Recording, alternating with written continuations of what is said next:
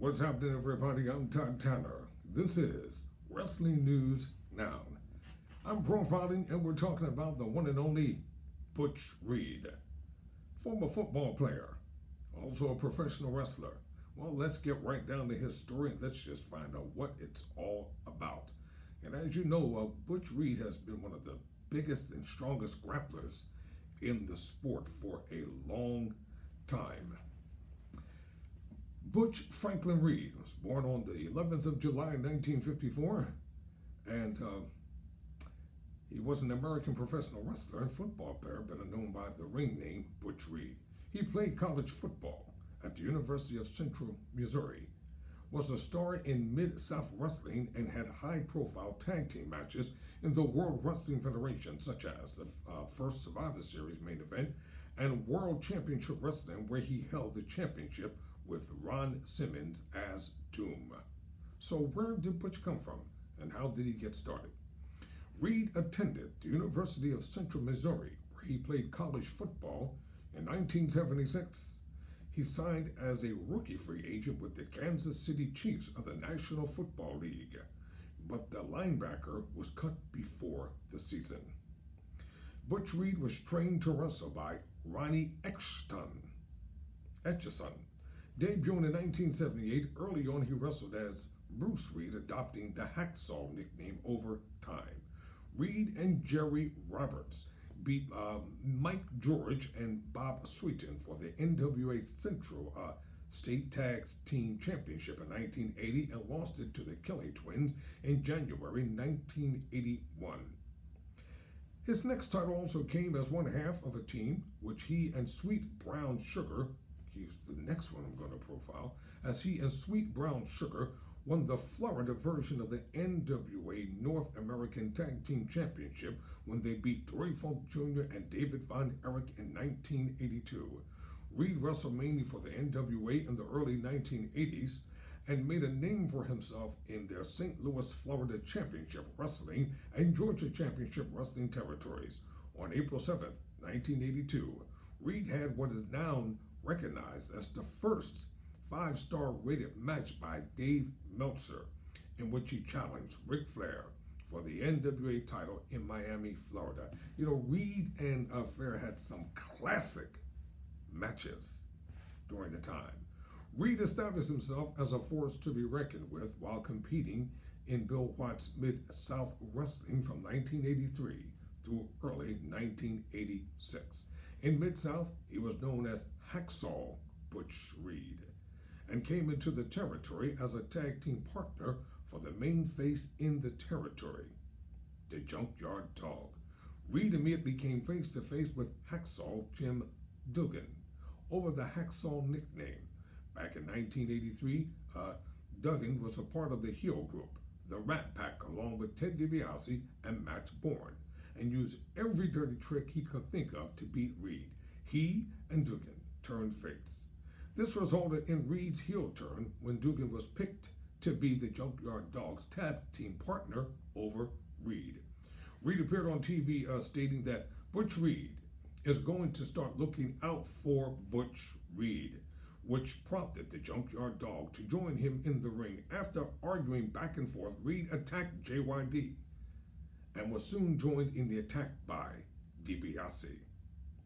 On July 16, 1983, Reed won the Mid-South North American Heavyweight Championship, and turned back JYD's challenges in subsequent months. In October 1983, Reed's arrogance made him agree to let the Mid-South fans pick a challenger for the North American title, and he let them pick from the JYD Hacksaw Jim Duggan newcomer, Crusher Khrushchev. I'll probably screwed that up. And Magnum TA. Hey, if I get it right, I get it right. If I don't, I don't. The fans picked JYD, but Reed dismissed the choice. He also said Duggan and Khrushchev did not deserve a shot, and instead gave the title to TA, who won the title, then lost it 12 days later to Nikolai Volkov. On the same night that Reed lost the North American title, he and partner Jim Neidhart beat Magnum TA and Hacksaw Jim Duggan to win the Mid-South Tag Team Championships. After a few weeks, the North American title was returned to Reed, claiming that the title match with TA was not legal since the fans chose JYD.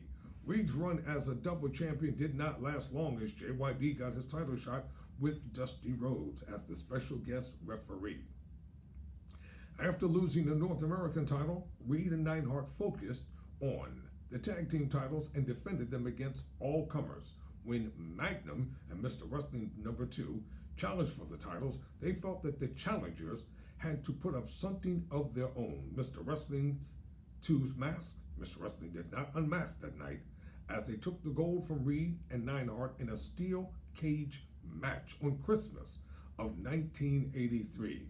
Neidhart and Reed started to blame each other and had a short, brutal feud.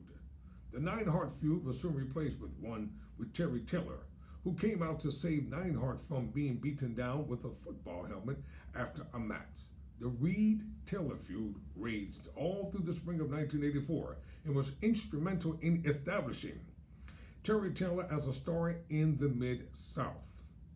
The feud soon expanded to include Nature Boy Buddy Landel as Reed's tag team partner and saw Reed attack Taylor with a coal miner's glove on several occasions.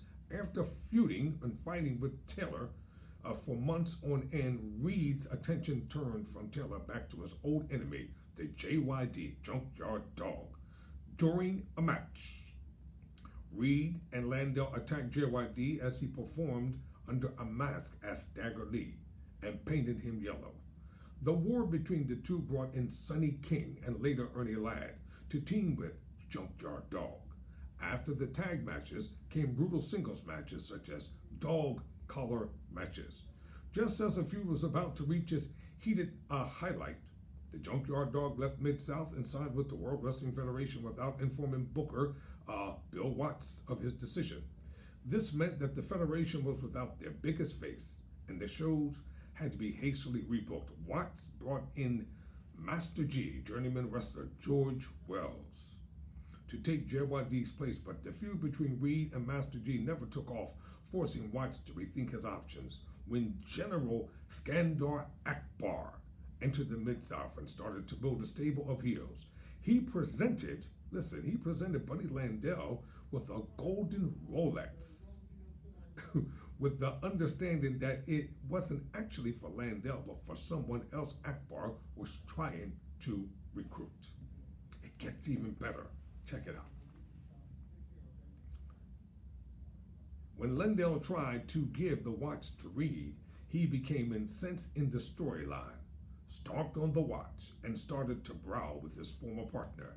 Akbar and his cronies came to ringside, which prompted Reed to rant on them getting the crowd behind him as he told them he didn't need backup.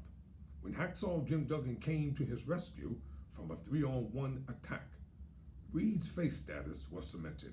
The two Hacksaws feuded with Akbar's army of Landel, DiBiase, Steve Williams, and Hercules.